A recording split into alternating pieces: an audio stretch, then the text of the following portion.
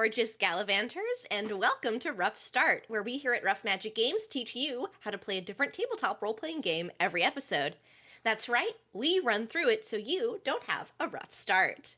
My name is Charlotte, I use she, her pronouns, and I'm a professional GM with Rough Magic Games, a collection of many more professional GMs for hire. If you're interested in playing a game with one of our GMs, be sure to check out roughmagicgames.com. If you already know who we are and love what we do, check out our Patreon. The link is in the doobly-doo below. I love exploring the wide world of pen and paper role-playing games, and tonight, my guest is... Me, Vixie Belle. Hi, everybody. Wow. This is the part where I talk about myself a little bit. But yes, hi, everybody. My name is Vixie Belle. You may know me from the Pocket Dragon Pub. I am both a game master and I play at the table there. I'm so excited to be here at Rough Magic with the wonderful Charlotte and to talk Yay! about some super fantastic games tonight. Ooh, super Mm. fantastic game. What game could Yes. you possibly be talking about, Vixie? I don't know if you can't tell thematically, I'm talking about Wanderhome, one of my favorite cozy games. Yes. Wanderhome. I'm so excited to be talking about Wanderhome. And full disclosure, audience, we did start this recording previously. We had to restart due to technical issues, so we're gonna make it just as good this time around for you. Just letting you know that if we make jokes about having done this before, that's why. Uh, I didn't choke on um, almonds this time. yeah, no choking on almonds, so that's a great start already. I'm so excited.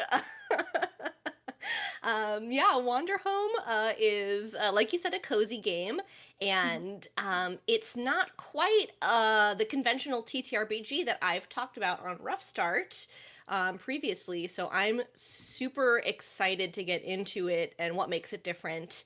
Um, Kind of a sneak peek, but this game does not use dice. This game does not necessarily even have a game master. Vixie, tell me, what's your experience playing Wanderhome Well, been like? we were talking about like I said, referencing what we were talking about before. It's a system that's called No Dice, No Masters, or Belonging Without Belonging. There are actually other games that use the system. Wanderhome isn't the only one, but it is something that Wanderhome uses. You have something called a guide, it's essentially the game master, and you can have one or not have one. Take it or leave it. It's up to your table, which is really nice. And my personal experience is that it's just a very cozy, nice game. There are a lot of things I really like about it. One, that you don't necessarily need to have a game master, so no one has to really shoulder. You all sort of shoulder that responsibility together. And also, you're supposed to be nice. I like that. um, it's not. It's a game that's not geared towards combat, so you don't have to worry about optimizing your character, holding back the group. So it's very much a game that basically is like, hey, so how about we just don't be dicks? Surprise! But no, I really like that setup. I like the way that the natural world is presented. It's a very gentle game, and it's a nice break from the intensity that other TTRPGs have as well. Definitely. So. And you can see from the cover that we've got on the screen right now, the art is freaking gorgeous. My It's God, I love so the art so beautiful. much. I Oh, own the PDF, but I really want a physical copy after kind of pouring they through it for the show. they released the collector's edition and it's got like gold leaf and stuff and I'm like, shut up and take my money. Must have for the collection. 100%. Perfect. Yeah, so I'm trying to say yeah, so less, but I just keep on saying yeah, so. Yeah, We'll so fix it in post. let's dive right into the lore of Wanderhome. Um, we've got this, once again, Mm. beautiful art here. Um, Yes, I love the this art so art that much. we've got on the screen right now is an example of kind of a year in the land of Haith slash Heath. We're not Bless you. sure how to Yes. pronounce it. Still not sure how to pronounce it. We're still debating. Keith Hayes, Yeah, take your pick. Heath or Haith. But the seasons and the way the seasons change is very important to the game. Um, oh yeah, I didn't talk about that. Shit. It's because you talked about it already, and you're like, "Cool, I did this part already." All It would right. be great if Okay. we got it on the Listen, I recording. explained to the audience. We already talked about this, so they will be very forgiving. Um, I No, what it forgot to was is a say who this modified game is memory. by. So we're gonna roll back a little bit. Yes. Wanderhome, lovely game. Uh, it's a this is the most unhinged we're gonna be on Rough Start. I swear. Oh, Wanderhome is a pastoral fantasy role playing game about traveling animal folk, the world they inhabit, and the way the seasons change. That's what reminded me of that phrase. It's a game filled with grassy fields, mossy shrines, herds of chubby bumblebees, say that 10 times fast, uh, possums in sundresses, salamanders with suspenders, starry night skies, and the most beautiful sunsets you can imagine. It's written by Jay Dragon and published by Possum Creek Games. I always want to give credit whenever possible, so I'm so sorry I almost skipped over that. hashtag not sponsored. Hashtag Hashtag we're not also sorry. sponsored. Yeah, so sorry to Jay Dragon and Possum Creek Games. Okay, now we can jump into the lore. We were so ready to go into the lore. We just were like, I was so pumped. I was like, we're gonna get into it. Uh, all right. Wanderhome takes place in the land of Heath. Um, question mark. Say it however you want to say it, audience. I'm not your boss. I can't control what you do, and neither can J Dragon or Possum Creek Games. it's a So game. you Oh do no. It's very much inspired by the works of Brian Jacques, who wrote the Redwall series, Tova Ugh. Janssen, who wrote Moomin, and Hayao Miyazaki, who you all probably know. Except for that one person who lives under a rock. Come on. Listen, okay. Instead, I'll just say my favorite Hayao Miyazaki movie, which is Spirited Away. So Good movie. Mine is Howl's Moving Castle, but I'm also a another hopeless very good romantic, one. so that's why. As a quick aside, when I was a kid, I would rent Spirited Away on DVD from Blockbuster Video, and I like watched it 12 times. Like I would just put it on nonstop on repeat. Amazing. Somebody out there is So like, suffice what's to a say, blockbuster? yeah. Oof. If you like, those works, you will definitely enjoy Yes. the vibe of Wanderhome. Oh, 100%. It's so pretty. Yes. The Heath is I'm gonna say Heath. Vixie will say Heath. Sure, we'll just do It's both. yeah, we'll do both. We'll split it up. It's a beautiful and boundless land full of life and soul. It's a land of animal folk, so you'll be playing sapient animal people if you play this game. They have livestock, pets, and creatures that are bugs, hence the chubby bumblebees. The Heath has a culture of hospitality, inhabitants who are generally fundamentally good. And it's also a land which was recently caught in war but is no longer. So the land of Haith in Wanderhome is peaceful. So that brings up what Vixie said earlier, is that it's, there's no fighting, there's no stabbing barkeeps, there's none of that. No. But yeah, the land of Heath is really fun. And insects are actually people too. In this game, Oh, you can play. I believe you can play as a specific type of bug. Uh, Particularly, I think I've seen beetles mentioned quite a bit. ah, You can be a specific type of. I think it's stag beetles. And they can be. I think they can also range in size too, which is also good to very know. Good to interesting. know. Mm-hmm. Excellent. So, You heard it here first, folks. You can play as a beetle. yay! Because I know there's some fans of bugs that are like, I want to be a bug. I I have a friend who I'm thinking of in my mind who would want to play as a bug, so I totally get that. Yep. Um, Haith is also a land of small and forgotten gods. which is a very evocative sentence that will come into play a little bit later when we talk about kind of the characters and things like that. It really does remind me of Spirited Away in that sense, the small and forgotten gods, because Spirited Away deals with all of that sort of Yeah. small and forgotten gods stuff too. Absolutely. And we touched on this a little bit, but the Haith also has 5 seasons that change as the game progresses. Each one brings new facets to the story, new challenges, and also very interestingly, kind of giving a hint into the mechanics.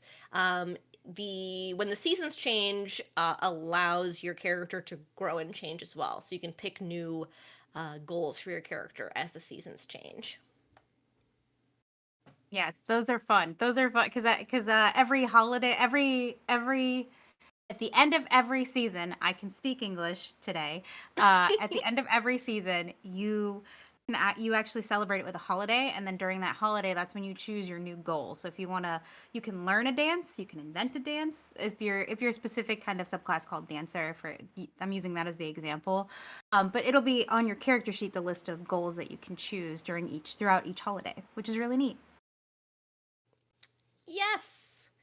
Oh, right. And that's the basics of the lore of Wanderhome. A lot of it is painted in very broad strokes that allows you as the player to fill in the blank, basically. So we've told you basically what you need to get going, and then you can just do what you want with the rest. And I love games that do that.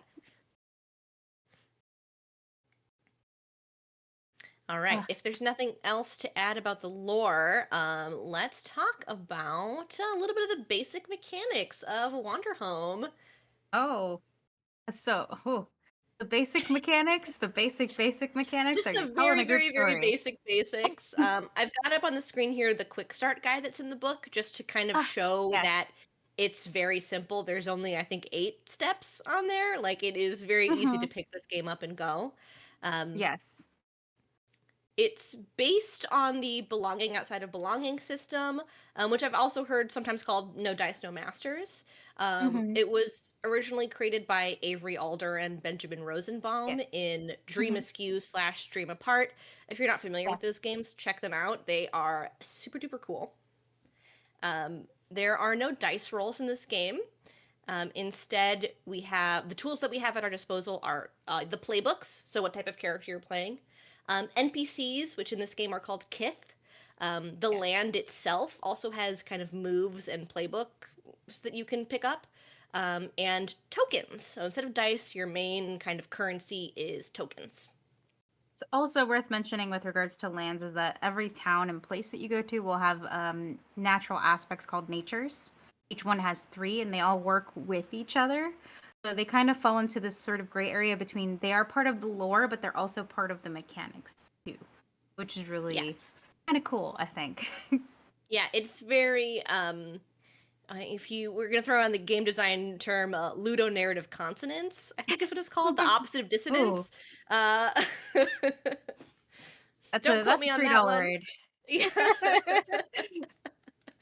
um, and mentioned, I think, did we talk about this in the previous recording or this one that the game does not have a game master? We talked about it. I think we talked about it. Look, the game doesn't have a game master. You want to be a guide, be a guide. But you The don't game have doesn't to have be a a game guide. master. You can just play with your friends. It's not, you're fine. That's Yes. hence the name. Well, belonging without belonging sounds all mystical and stuff, but no dice, no masters is pretty literal. There's no dice, there is no game master. Ta Yep. da! You know, The end. the end. That's all there is to it. Yes, and I do really like that they give the option if you do want a more kind of conventional, shaped adventure, someone can be the guide, which is very similar to the game master. Yes. But generally, no game master needed. Everyone playing at the table takes on kind of an equal share of the responsibilities of Right. telling the story. And I believe even as the guide, you're just responsible for like a specific set of things. Like you voice the kith, I think you like announce the seasons change or something, but it's a very specific set of responsibilities, which is why it is the GM, but it's kind of also not like the GM where you're not Yeah, responsible for the entire world necessarily. absolutely. Also very important, you will need note cards and writing implements for this game because that's where Oh, all of the yes. information on the kith and the lands gets put. So Yep. you need a little bit of tools. You need your tokens. You need your note cards. You need some writing implements, and you need your playbooks as well. Yes. Very important. Yes, yes, yes. That's kind of really the basics of Well, it. I mean, there it's is something I want to mention that yeah. I'm looking for right now because I want to make sure I say it correctly, Ooh. that I think is really neat in Wanderhome. They actually give you dialogue to use as players when you're creating the story. There it is. It's called your journeying tools. It's in the Yes.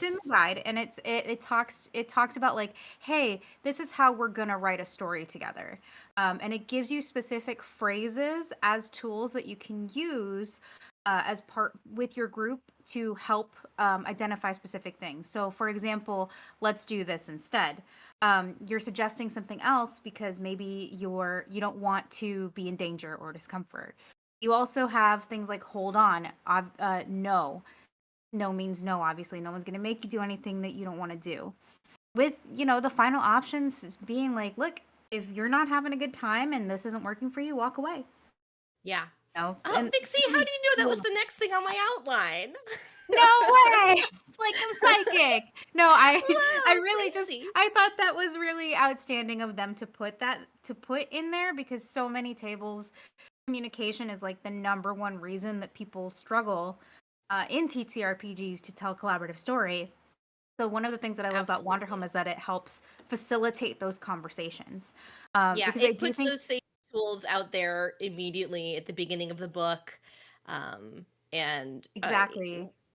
with a game that doesn't have a game master, I think those questions that you can ask to Yep, facilitate a exactly that. conversation are especially even more important for a Mm-hmm. game like this. 100%. 100 because you communication is even more important in games like these because there is no check. There's no one to say, "Hey, maybe don't do that because you'll all die." Yeah, there's no It's like, "Oh, adjudicator, you know. no, there is no one You're like all that." the adjudicator. Yes.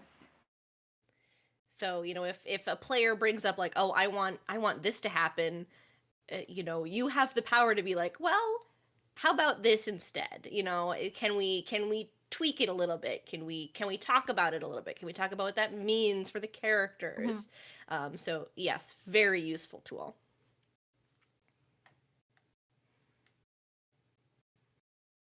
Yeah, that was literally the next thing that I I'm wanted to bring up. sorry. No, I know that's literally perfect. That's fantastic. Yay. I love it. Yes, and it's a I'm game glad we're that's on the about same having page. fun Great minds. together. I Yeah. know. We're having Yes. fun now, and everyone should be having fun when they're playing this game. Yes. If you're not having fun, then you shouldn't be playing. That's Yeah, kind of the and I mean, thing. I think Or this slide up here mentions that, where it's like, if Mhm. someone would rather be doing something else, like that's okay. You don't have to always be, wanting to play the game. You can chill out, Yep. just hang out, draw a picture. Yeah. But, just hey, listen to people tell stories if you want. There's nothing wrong with that either.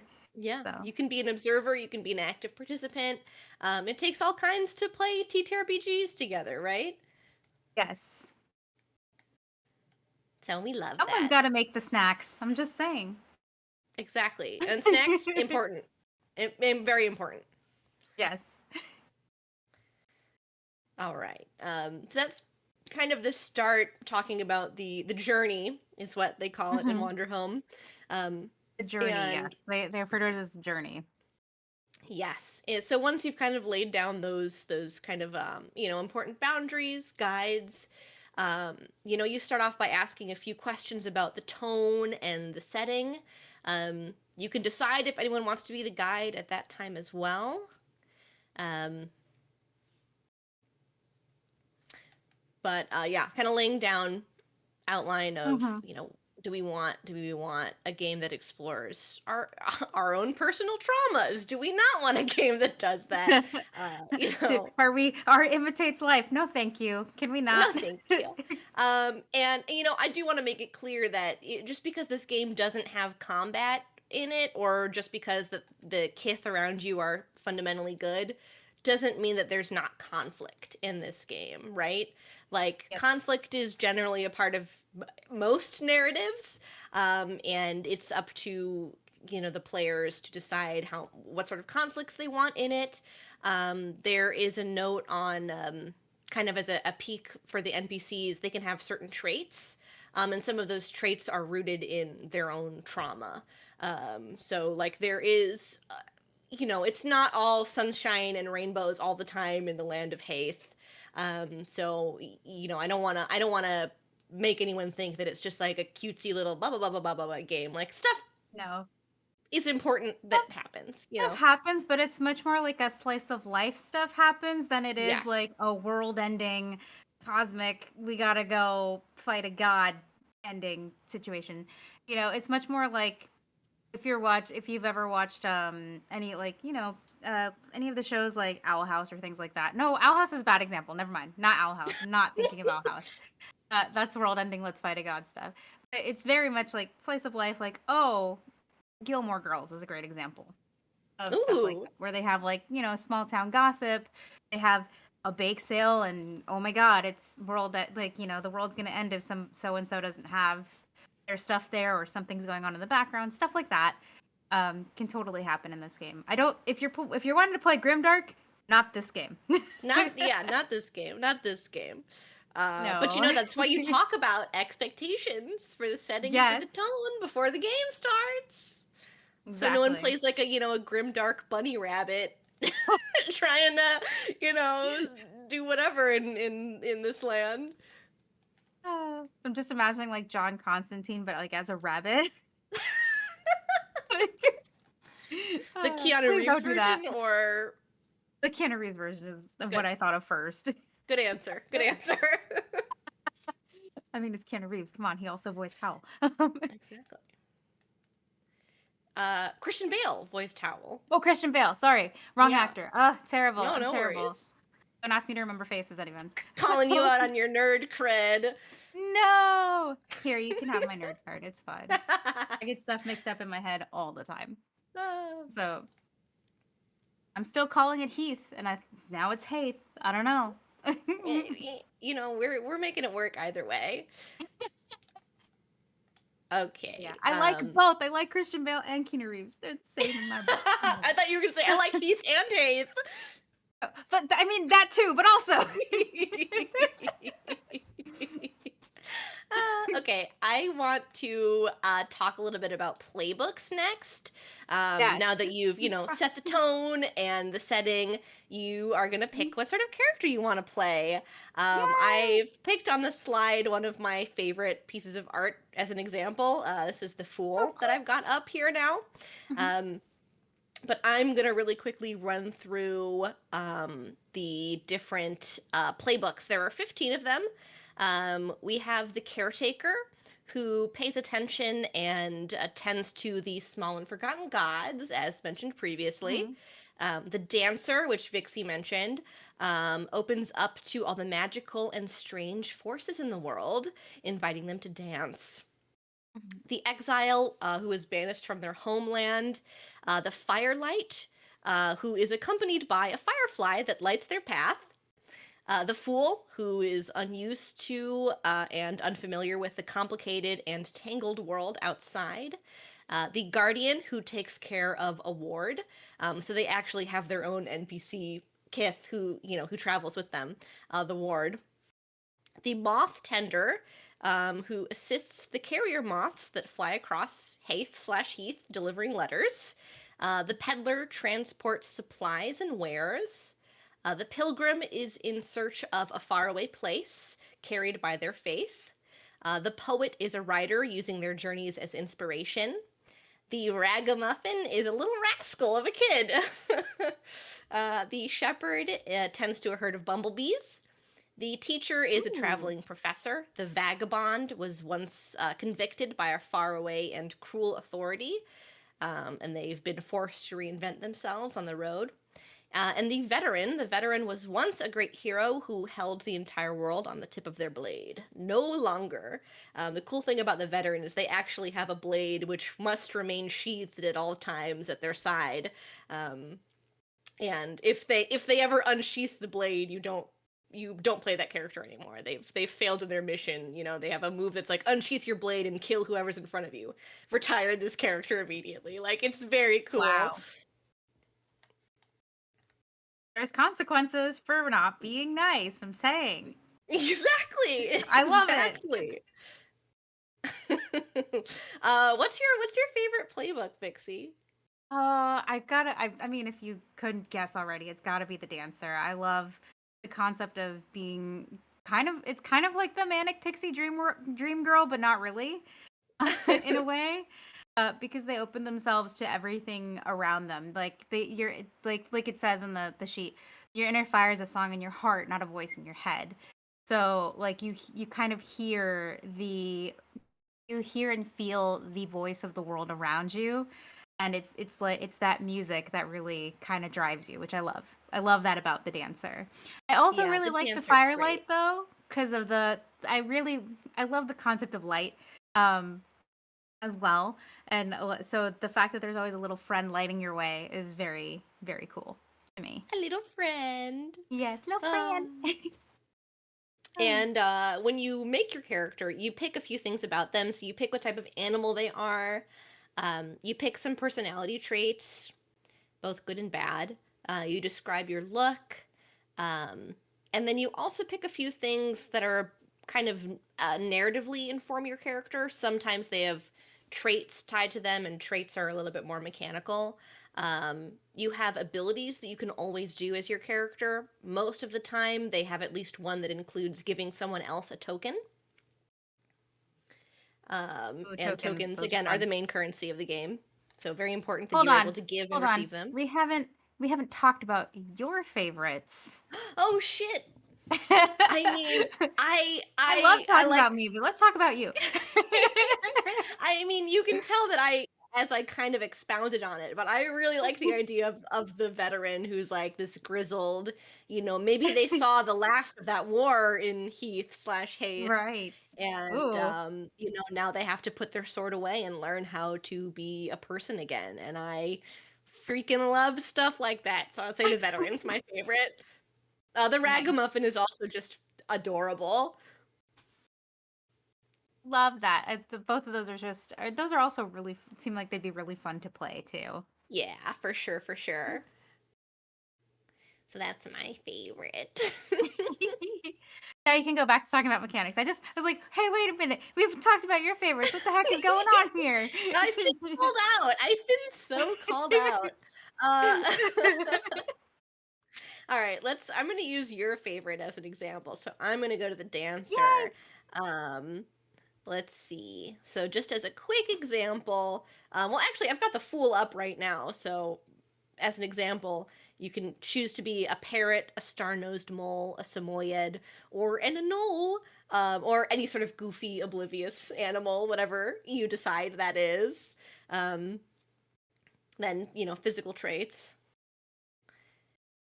And now I'm going to go to the dancer. We're going to the dancer. We're almost there. So, as an example of these moves, these abilities that you can always do, the dancer can always dance idly. The dancer can always laugh and smile.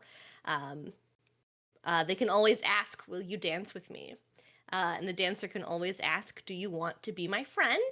And the person who's asked gets a token if they say yes. See, and that's So I why just I wanted love to the highlight that a dancer little because bit. they're so open. They're so open and happy. Oh, just like you. I try. I do what I can. Yeah, so the playbooks are a little mechanically light. They have some abilities that let you give tokens away. They sometimes have a friend with them or an ability that gives them a trait. But a lot of the time, the playbooks are just narrative guides for the type of character Yep. that you're playing. I think the most mechanical that we see them get is with the token system. Yeah. where you get or spend a token depending on what you're doing.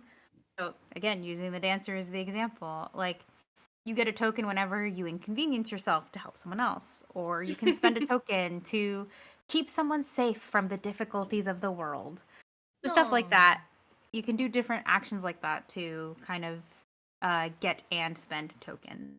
There's no reward for having a ton of tokens either. You just use them to do different You gotta narrative spend them. things. Yeah, If you got them, spend them. Use them like sure. you're driving a stolen car.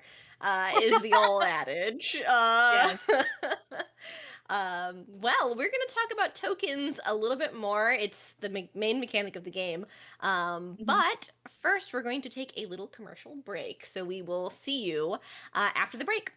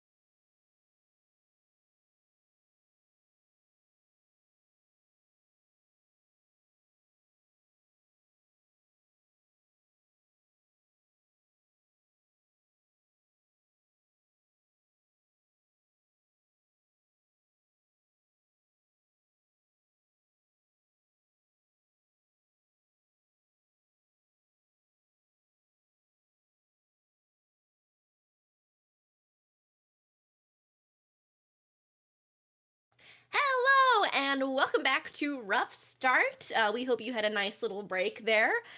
We spent our break talking about Sailor Moon. Uh, Tonight, we've been talking about Wanderhome, the wonderful pastoral fantasy role-playing game by J Dragon and published by Possum Creek Games. Before the break, we talked a little bit about the lore of the Land of Heath, or the Land of Heath. Take your pick. We talked a little bit about the basic mechanics and the belonging outside of belonging system with no dice rolls and no game masters. We talked a little bit about starting your journey, safety tools and conversational tools that the game employs. And we talked about playbooks, the type of characters you might play if you play Wanderhome. And now, after the break, we are going to talk about tokens. So tokens, what's a token, Vixie? Well, a token is a thing that basically acts like currency in the game, but not in the traditional sense. You earn them and you spend them based on the things that you do. So if you inconvenience yourself to help someone, you get a token. If you do another action, you can spend a token. That's kind of how the system works, and it's one of the main mechanics in Wanderhome. Yes, absolutely. We've got the full list up on the screen now for what happens, what you can do to get a token. So, like you said, you can inconvenience yourself to help someone. You can give away something you hold dear. You can pause for a moment and get some rest. You can leave an offering to a smaller forgotten god. So the smaller forgotten gods come up once again. You Yes. can speak your true feelings on a subject. Take a moment to bask in the grandeur of the world and describe it to the table. Take a moment to watch a tiny moment of beauty and describe it to the table. And take a moment to marvel at something no one has ever seen before and ask the table to describe it.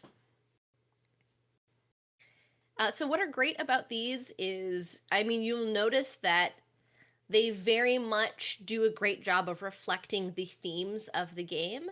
So, this is a game very much about what it means to be in a place, to be in nature, and you have the power as someone at the table to describe a moment of beauty, a moment of grandeur in that nature. And Kind I of a think stop that's and smell the fantastic. roses, I think. Like, Yeah, you know? absolutely. So it's one of the Absolutely. things that's really fun about the game is that it's very visually descriptive. So you can really use your imagination with what you see and experience. Yeah, cinematic is almost what I'd call it. Yes, that's a great way of describing it. Hmm.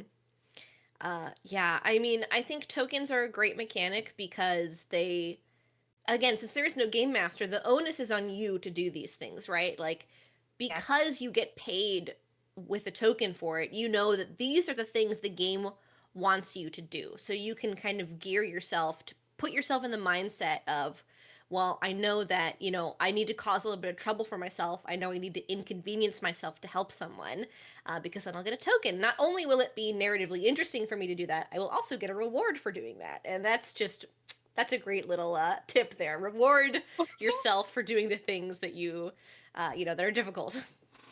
Yes, for sure. You know, it's you get rewards for doing the hard stuff, but not necessarily it's not the same as like getting loot in combat, you know?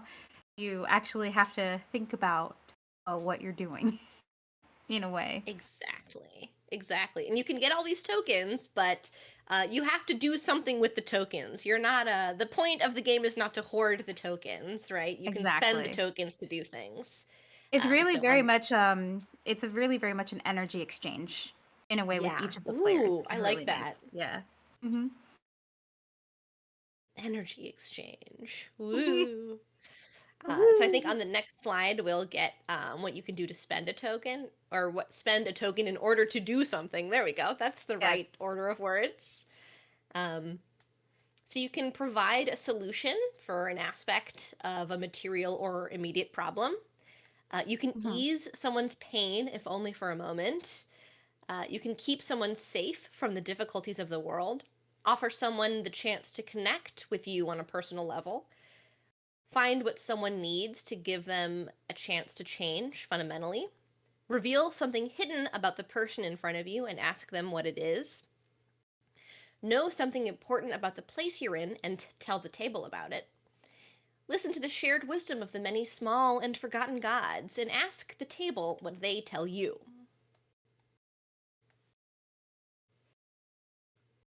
Ugh, these are great. Oh.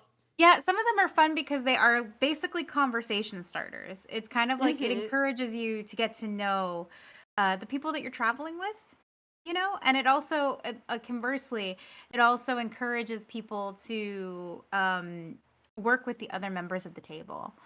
It really kind of pushes that spirit of collaboration, and you don't always see that in other TTRPGs, where it's like, sometimes it makes sense to collaborate, but you always have a couple people that would rather be, the lone wolf, if you will. And it's difficult to kind of integrate them into the group, especially as a game master. Or you have people who are like, I'm just not going to interact with the situation. And you're like, well, Yeah. not how this Yeah. works, but okay. I think on that note, I actually remember in a different portion of the setup, I think you literally ask the person who's spoken the least so far. Like, that's in the writing. Yes. It's like, ask the person who has spoken the least this question and have them answer. So you're gonna have to participate in this game at some Yes. point. A And in little this bit, game, at least a little bit. in this game, everybody matters in a specific way. So there's no, you don't really feel left behind or like you haven't done anything. At some point, you're going to contribute something to the narrative, which is really cool. Yeah, absolutely. And I feel like this style of, getting a token and spending a token, it might grate against some people who are very used to, I want to make a survival check and I'm going to roll a die to do so. Right. These are reminders of what's important in Wanderhome. You should treat them not as like, oh, these are my skills that I have. Like, this is a checklist of things to keep in mind. Yeah, 100%. And I think it's actually really fun too because so many of these are just basic social skills. So you get like, especially, well, and I mean, come on, like we were all shut up for COVID, so it's like a great way of like, oh, here's how I start a conversation, So, and it helps kind of create that in like a safe space with a group of people that you're writing a story with, which I think is also kind of neat, Yeah, it's also a great family-friendly game for that reason as well. Oh yeah, for sure. If you've got kids This in is your very life, much like, they can yeah. probably play this game. I could see this very much becoming like one of the old adventure cartoons that you used to watch as a kid. That were G. They were rated G, but they always had some kind of like they were always they're not always quite slice of lifey, but like it was never anything crazy. It was here's the goal, get the goal, and then that's the episode. Yeah. Things like My Little Pony, for example. Definitely. The old one, not the new one. The new one can get a little crazy. So Well, and there is actually a My Little Pony modern TTRPG as well, if anyone yes. if that strikes anyone's fancy out there. Yeah, I meant more in the sense of it's like very much a slice of life, like let's solve a problem Yeah. that's affecting our community, kind of a situation, Yeah, my brain went to Ed, Ed, and Eddie for some reason, which is not quite the right vibe for Wanderhome, but is very much, slice of life. It's similar. They're usually dealing with problems within their home. Cul-de-sac, yeah. Yeah, within their cul-de-sac. Like it's never anything world ending. They don't like awaken a god and like now the world is ending and they have to fix it. It's usually That would like be a weird bullies episode. today. That would be a weird episode. But yeah, like the bully is messing with us today. Oh no, what do we do? And that's they have to like resolve that bully's scheme. Stuff like that is very much and that on par with that, like I think. Yes, definitely. Or just like the Moomin TV show as an example. Yes. Like if we already brought up Tova Jansen, like just the Moomin TV show. The Moomin TV show. Just that. Just that. Well, and I mean Studio Ghibli, even though Hayao Miyazaki likes fantastical narratives with like all these things, at the end of the day they're a journey of the self, and a journey with a lot of messages as well. So. Absolutely. Mhm. Okay. So we've talked about tokens. I think now is a good time to switch over to the kith around you, also known Yes. as NPCs, non-playable Yes. characters, which is like they're not called NPCs because there's no game master, so everyone at the table is also going to be playing these characters. Yeah, So basically they, it's like a group stock of NPCs that you all yeah, play. You yeah. know? That's why the note cards are important because you pick up, if you have an inkling about what you want this NPC to do in this scene, you can just pick that card up and be like, I'm playing this character for this scene. You guys can do your thing, but I know what this character should be doing right now. And like that's absolutely within your power as a player to just pick up any NPC card to play. Yes. Yes. And on the screen right now, we've got a guide to building the kith. So for each kith you have, write down the following information on the card, on the notepad. Name and pronouns, what type of animal they are, a relationship to another character, a single detail about them, like their occupation, a quirky trait, an interest, at least 2 traits, which is what those they're like kind of like abilities that the kith can have, Yes. which we'll talk about shortly. Well, we can talk about it right now almost. And then you can always write down more or less after Yes. that. So, traits. Vixie, tell me a little bit about these traits that the Well, NPCs can have. you've got traits that can be magical or based on your trauma. It's similar to what you have on your sheet when you choose your class. But yeah, the um, basically you can have artistic traits, you can have intellectual traits, physical traits, grounded traits, internal traits, and social traits. All of those things are, and there's specific, like the book lists it out for you. You can just choose from those things. So let's say this kith NPC makes pottery, so you might give them the crafty trait, Ooh. and have that's an artistic trait that they can have. And maybe because they make pottery and they're an artist, they're in a very meditative space for long periods of times, they end up with a social trait of being very caring. They care about others. They're very, you know, and they try to take care of people because that's just how they are. They care about them, like maybe their pottery. They take care of their pottery. So you can do stuff like that. And both of those aren't necessarily magical traits. They're just traits that fall within, the purview of what they are, what they're doing. Yes. So, Not all of the traits are magical or based in trauma. There are just traits that are hmm, magical and some that are also based in trauma. Um, yes. and some of them have upsides, some of them have downsides. As an example, I have pulled up the crafty trait that Vixie just talked about on my screen, and I Yes. will read it out. So the crafty kith is very skilled at putting all the pieces together in an unconventional way. They are often tinkers, mongers, and magicians, among others. Choose 1 or 2 they can always do. Invent something totally new, propose an alternate approach, or reveal that a plan they've had in motion has paid off. Yep. So what these can do, it's about when you want to pick this character up.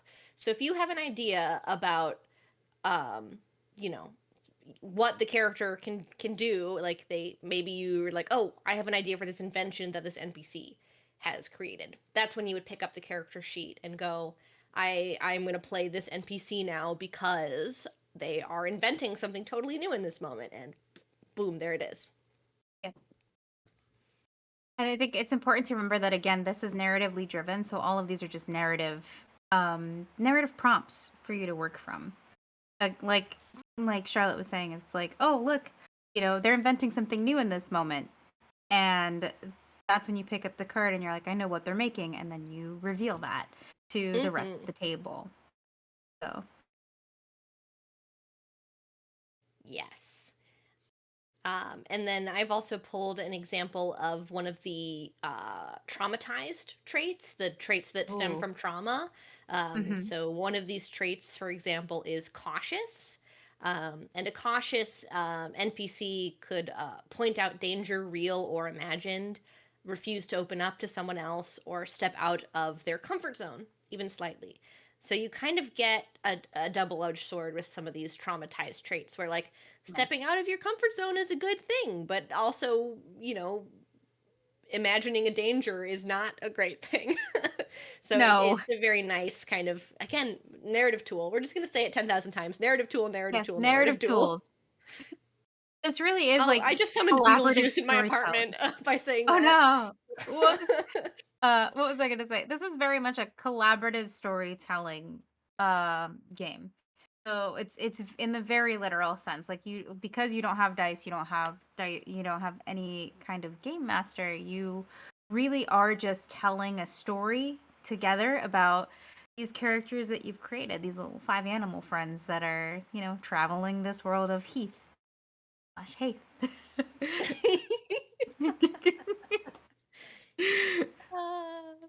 Perfect. Yeah, the kith are just another tool that you can use. And the last tool that we're going to talk about are the places that you actually go.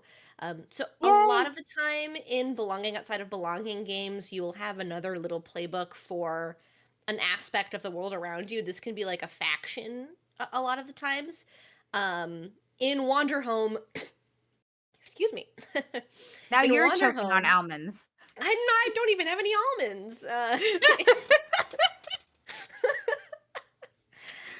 In in Wanderhome, this is the this is the place, and um and Vixie, talk about Okay. places. I need to hold on. I'm gonna mute for a second. Your sis, Charlotte needs a moment, you guys.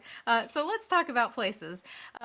So here's the thing with places. We talked about this earlier where I mentioned that places have natures. So each place that you go to when you're developing a place that you're traveling, because the premise of Wanderhome is that your adventure, I don't know if I'd use the word adventures, you're journeying. You are our characters that are on a journey across the world of Haith. Naturally, as part of that journey, you're going to come into different places, towns, villages, whatever. Those places are all going to have natures, which are just geographical features that each place has, and they all intertwine. They all work with each other, which is the most important thing to know. So you have a table of things that you can choose from. You pick 3 of those traits for each place that you're going to. So for this example, you pick a tower, a bridge, and a swamp. Those things are all present in this town. They all interconnect with each other. So maybe there's a bridge that goes over a swamp that leads to the tower. And that's how you build your place, necessarily. Like, that's pretty much the gist of how those natures work. And that's what you start with. They can also be metaphorical too. You could have a metaphorical tower if you want. It's actually just the tower card in tarot, which is not necessarily a great thing, but a thing. But things like that to help give your place character, to help kind of develop it. And then you people it out. You decide who lives there, who lives in this place that's kind of swampy and, has a bridge with a tower, literal or metaphorical, what kind of animals live in this swampland. And then from there, that's basically, now you have your place, its geographical features, your animals that live there, your other animal folk, your people, if you will. And then this is where we say everyone participates, because you grab the person who's spoken the least through this entire process. Yes.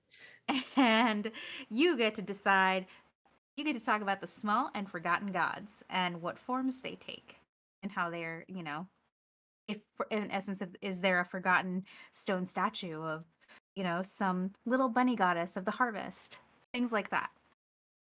So Perfect. Excellent. I couldn't have said it better myself. Thank you for handling that while I had you're to welcome. have a coughing fit off my Off screen. I need a second. Okay. I got you. You're a real team player, Vixie, and that's what I appreciate about you. I try. I've also pulled an example up on the screen now of what a place might look like. So this is the bridge. And when you pick this nature, you also pick a few aspects about it. And what I've got here, so it's once again very similar to the way that the kith are structured, where the bridge can always describe the distance to the other side, push something off the edge, offer someone an easier way, and then give someone a token if they don't take it. Once again, this is something where if you, as a player, think this is a good opportunity to push something off the edge, either literally or metaphorically, you can pick up the bridge and say, hey, I'm going to make this happen now.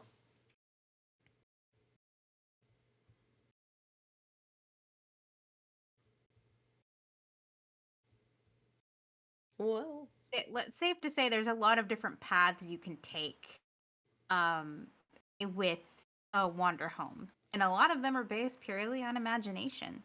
Yes. Ooh, paths, you say. Almost like we're on a journey? Almost like that. And then I forgot the most important thing of making a place, though. You gotta name it. Oh, yeah! You gotta name it. You gotta give it a name. So my Swamp Bridge Tower place is called, we're gonna call it Miami.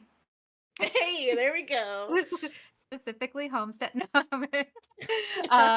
sorry to all my Florida people. I'm originally from Florida, so I know what to make fun of. Swamp Bridge Tower also describes Chicago pretty accurately. Oh, God. So it's kind of like if Chicago and Florida had a kid, that's yep, there you go. Done. They're perfect. It's I would hate to be that child. No offense Woo. to Florida. Sorry, Florida. Oh my God. But yeah, so you have to give it a name. You can call it whatever you want. But yeah, that's probably the most important part. When you built it out, what do you call this place? You know? Perfect. Yes. And then once you've done all that, you've picked the natures of this new place. You've described the animal folk. You described the small and forgotten gods. And even before that, you've picked out your characters. You've picked out the kith around you. You start the journey. And embarking on the journey, you have to answer some questions. This game loves questions. So when you're ready to start your journey, you ask, what sort of place did we just travel from? Do we feel our journey has been long? Is there somewhere we hope to go? And then we will spend a moment quietly to ourselves to answer the question, where is my home? And you answer that one in your head before you play. And then you're ready to play. No, it sounds long when you talk about it but that's because there's a level of explaining that comes with learning the game. But once you know how to play the game, once you're familiar with the rules, it all comes together very quickly. And especially if you're playing something like a one-shot, you're really only going to one, maybe two places if you guys are moving quick. So you only have to worry about two places, plus your characters and any kith that you want to talk to. Yeah, so absolutely. Mm-hmm. And we've talked about pretty much all of it, so there's not much else. And this is it's just a great little game. Like, just reading through it, it's just really charming and very sweet. Do you have anything else you want to add, Vixie, about Wanderhome, about how to play the game? Any tips or tricks? I really think that Wanderhome, if you're and I say this in a loving way because I do like high stakes epic adventure TTRPGs. Don't get me wrong. Who doesn't love an epic story about heroes trying to save the world? It's a fun story. But when you need something that's a little gentler, it's a lot easier. That's a lot less. At least it's a lot less mentally taxing than a game of remembering mechanics and like making sure that you don't die, basically, in an extreme way. When you don't want something like that, this is a really nice game to just come to. And especially if you're at a table, I think the biggest thing to remember with Wanderhome, and this would be my tip, is when you're building a table for a game like Wanderhome, make sure that your table is one with a lot of trust. Mm-hmm. Because this is very much in that vein of like acting exercises where you have to trust the people around you to support you in the telling of that story. So, if you can't come to that table and you don't trust every person sitting there to tell the story with you, it might not be the best table to play this game at. You know, because you are being vulnerable. You are talking about things that are not traumatic to you necessarily, but traumatic to your character. There are things that will come up, as though, again, those safety tools are very important in this game, because it is so much more. It doesn't have because it's so much more story driven, I think, is the best way to say it. So those are things to keep in mind when you're playing this game. Is be very discerning about your table, who sits at that table, and who's going to build this story with you. For sure. Such good advice. I think my advice is bring a snack and have fun. That's my tips. Well, that's a big thing. Yeah, that's a given. You should always have fun at every game you play. If you're not And you having should always fun, then bring a you shouldn't be snack. playing that game. Yes. The caretaker, everyone. Yes. And I think with that, if there's nothing else, this is where we will wrap up our Wanderhome discussion. Yay! Um, Yay! I sincerely hope this encourages you out there to try something that you've never tried before.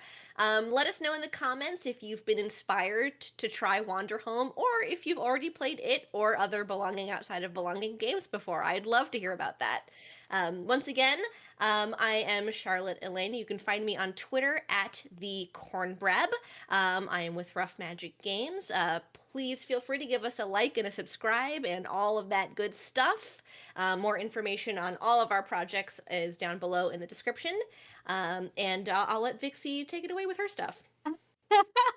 Thank you very much for having me here at Rough Magic Games. I'm very excited to have gotten to nerd out about Wanderhome with you, Charlotte. So thank you for that. It That was a would be my pleasure. cat. Thank you so much for being here.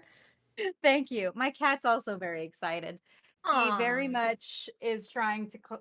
He is very much trying to scale Yay. my backdrop, little brat, because he just ate food and he's like most cats has the zoomies. But anyway, I support him. back to me. So he's a goober. I'm sorry. My cat. He's 4 months this month. So I'm Oh my dealing with a very goodness. small He's child at the small. moment. Yes. Oh, But kittens will be kittens and they get into everything. So this is my life at the true. moment. But yes, I am Vixie Belle. Once again, thank you for having me here, Charlotte. I really appreciate it. Yay. I love nerding out about Wanderhome. You can find me over at the Pocket Dragon Pub. We are on YouTube at the Pocket Dragon. You can also, or at Pocket Dragon. We don't have the in the name there. God, I gotta remember that. At Pocket Dragon on YouTube and the Pocket Dragon on Twitch. We actually, funnily enough, we just finished our Cozy Games review because we have a little TTRPG review show, and one of the games we reviewed was Wanderhome. The other one we did was Amazing. actually another one that took inspiration from Avery called A Quiet Year, which is another fun game that we got to review. And so be sure to check that out. That should be on YouTube at this point in time, at this point in the like when this actually broadcasts. But theoretically, provided nothing's caught fire. But Fingers yeah, crossed. so if you want more games that are like this, there's a ton of them out there. You just have to look. So much. A Quiet Year is one of my favorite games, and also my mom loves it. Oh, it's a good So that just game. it's great. Um, yeah, thank you so much, Vixie, for joining us to talk Yes. about Wanderhome. Next up, the next episode is a mysterious blank. I'm actually going to be going into hibernation for the rest of December. The next time you will see me on Rough Magic, I believe, is January 9th. And we will leave what game I'm talking about up to surprise. You guys will know in the future. It'll be the holiday surprise. Yeah, a little New Year surprise. I'll see you guys all in Yes. 2024. Oh Jesus. Oh Woo! God. Oh Uh, no. I'm still back in 2020. Whew, I yeah. haven't processed the last 3 years yet. Yeah, didn't think about that until just now. So what a great note to end it on. Thanks for Woo! watching, everyone. Thank Uh, you. bye.